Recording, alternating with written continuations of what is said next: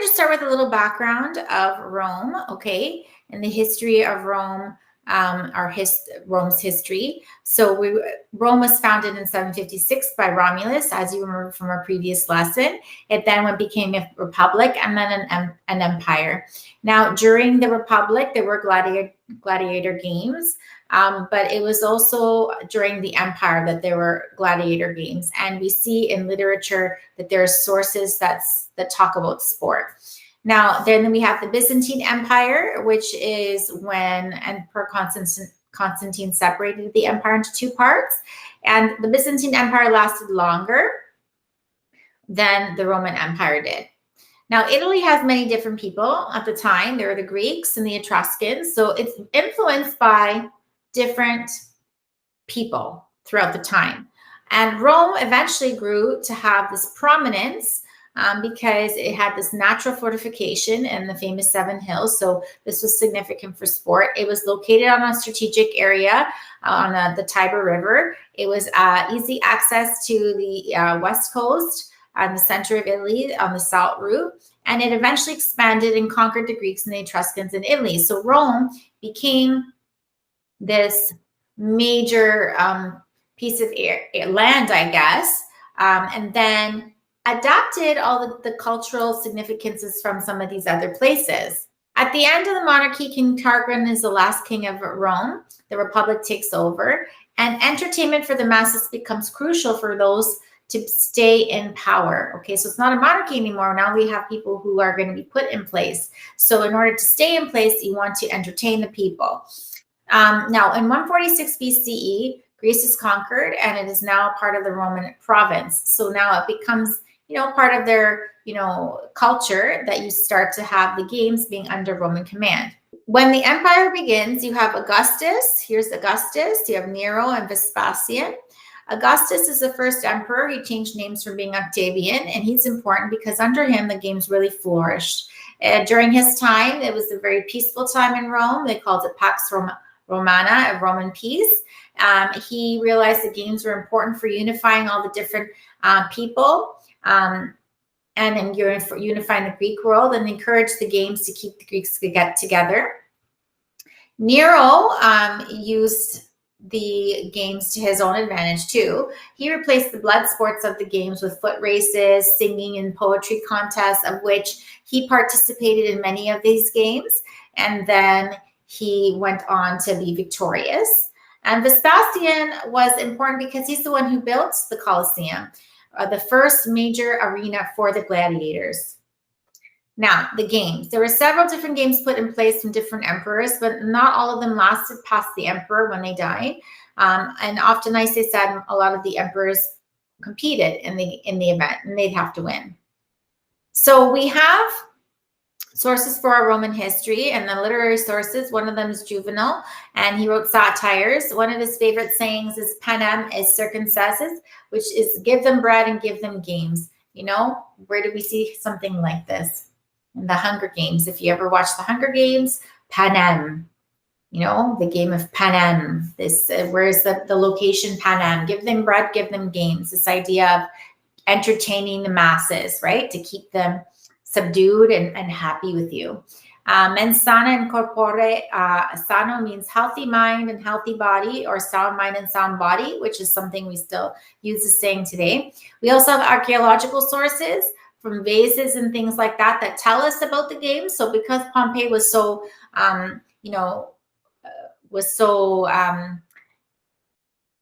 frozen in time, those vases and paintings and stuff that exist now, because everything was frozen, and now we see, kind of showcase informally what was happening at the time. So the difference between Greek and Roman athletics. Well, the Greeks, their concept was for competition, where for Romans, it was to bring spectacle and for politics. It was very traditional for the Greeks. There was not much tradition in the Romans. For the Greeks, it was associated with the gods, not associated with any type of romantic attachment to the past or gods at all. The Greeks were, about the nudity, about the human body and sharing the human body. The Romans are not too keen on that. They're more critical of the idea of nudity. And the gladiator shows were dedicated to the emperor for the Romans. Okay, so whereas the athletic games were associated with military and warfare for the Greeks. Okay, all right, so the gladiators. A gladiator is a person who fights with a sword.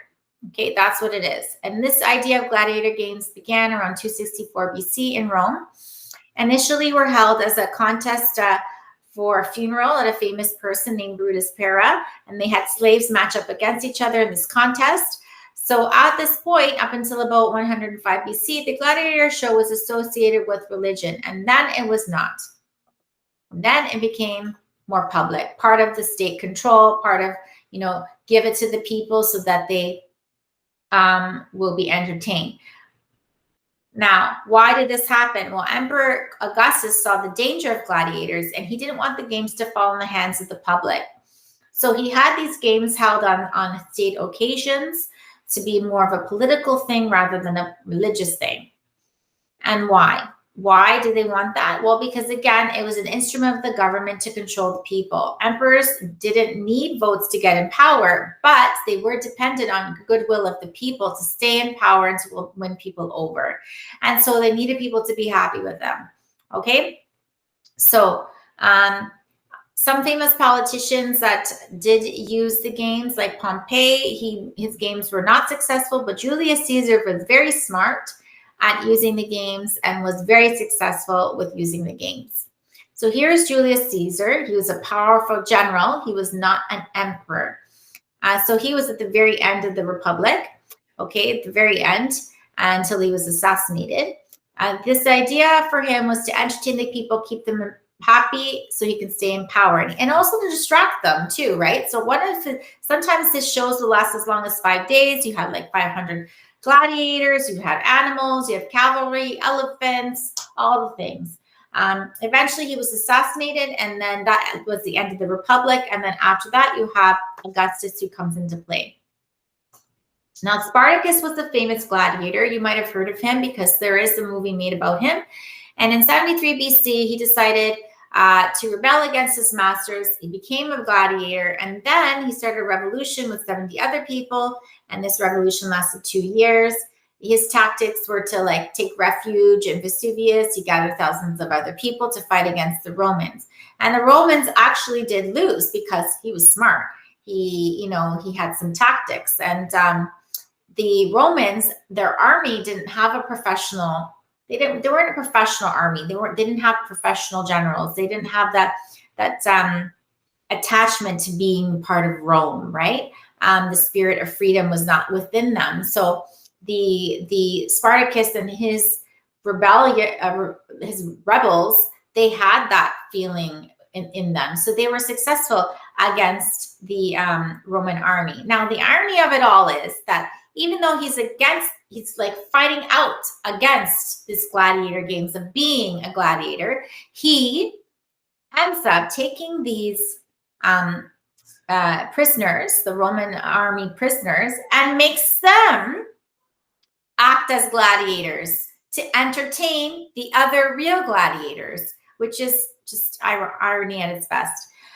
Eventually, though, Spartacus is defeated by a general, Marcus Licinius Crassus, and he is killed, okay, because the Roman army is much bigger than, Spartacus with his many people. So here's an image of Spartacus. Here's an image of Marcus Licinius Crassus. Now, there are several types of gladiators. There are Samnites, which are the most heavily guarded of all of them. They have the most amount of money to have all this weaponry to protect them. Then you have the Thracians that have a shield, a leg guard, a sword. You have the Gauls, which are from France, but their image on their helmet is of a sea fish. You have Retiaris, which have a trident, no head guard or shield. They're the lowest of all the gladiators. And then you have the Eques, which are rare because they're very expensive and they're horsemen. And the Esidaris are also rare and expensive because they have a chariot. Now, when the show begins, we start off with the saying, "Hail, Emperor, those who are about to die, they salute you." In Latin, they say, "Ave, Imperator, morituri te salutant." Right? So that's what you say in Latin and then in translated. Weapons are checked to make sure they're sharp, and then we begin with the trumpets. Okay, so now the show must begin. And how do we start the show? We say, "Hail, Emperor, those who are about to die, they salute you." They check their weapons, they start off with the trumpets, and then the battles begin. However, contrary to the way we see in movies like the movie Gladiator, it's not always about fighting to the death, because if we fight to the death all the time, then we wouldn't have enough gladiators to continue entertaining people. But there were the rare occasions where you get the crowd involved, and the gladiator, if they wanted to stay alive, would ask for mercy, thumbs up or thumbs down, and the emperor would confirm the crowd's answers if it was thumbs down. If the gladiator survives, he would lead through the gate of life, right? If they died, they would lead through the gate of death. And if you go to the Colosseum in Rome, you will see these very big gates and where the areas were very well. And the different levels of the Colosseum showcased you to where the gladiators were, the animals were, where the animals would come out of. It's actually really cool to see. So the Colosseum is called this because it was built on the site of a famous colossal statue made of Emperor Nero. It was built by Emperor Vespasian. It had a retractable roof, moved with pulleys and ropes. It had distinct seating. It could accommodate 50,000 people. Now, can anyone tell me what this sounds like to you? I don't know, in my head, I'm thinking of the Rogers Stadium, right? The round stadium, just like the Coliseum, retractable roof, just like the Coliseum, 50,000 people, just like the Coliseum. The worst seats at the top, women were allowed to sit at. Nobody else, like men would not be sitting in the worst seats. Only women got the worst seats. There were different levels, and all the archways had famous statues along the way. And it was an expression of the Roman grandeur and power. They also used wild beasts like lions, tigers, elephants. Okay. At first they were brought to crowd please, and then they started to use these wild beasts to be hunters and kill and execute criminals. So sometimes they bring the criminal into the stadium, dress them up or whatever, and then send in the wild beast to execute them. So who were the gladiators? Some of them were slaves. Some of them were prisoners. Some of them were criminals. And so were the gladiator games considered to be a sport? Well, if you think about the word sport, there's spectacles, there's rules, and there was a gladiator school, believe it or not. And some of these people actually volunteered to also be gladiators. So if we're thinking about spectacle, it was purpose of entertainment. We did have gladiator schools. There were teachers. The teachers there were retired gladiators, and they developed a brotherhood amongst themselves. Volunteers were free gladiators. They volunteered because they had nothing to lose. They were poor. They did it for money, glory. And some of the members actually were of the nobility. Emperor Caligula also participated. Of course, would people actually try to hurt him? No, they would not, right? So why did the games end? Well, because like the Olympic Games, they were seen to be not very Christian. And Emperor Constantine, who kind of became Christian on his deathbed, said, that it should be abolished. And many Christians were against the show because the body is sacred, and why are we trying to harm it in such a way? The show continued for a little bit after, but eventually it did die out because, again, the idea of throwing Christians to the lions was not allowed. The gladiator schools started to close. And then also it was very expensive, and Rome was starting to become less powerful, right? They were slowly dying out as a major power.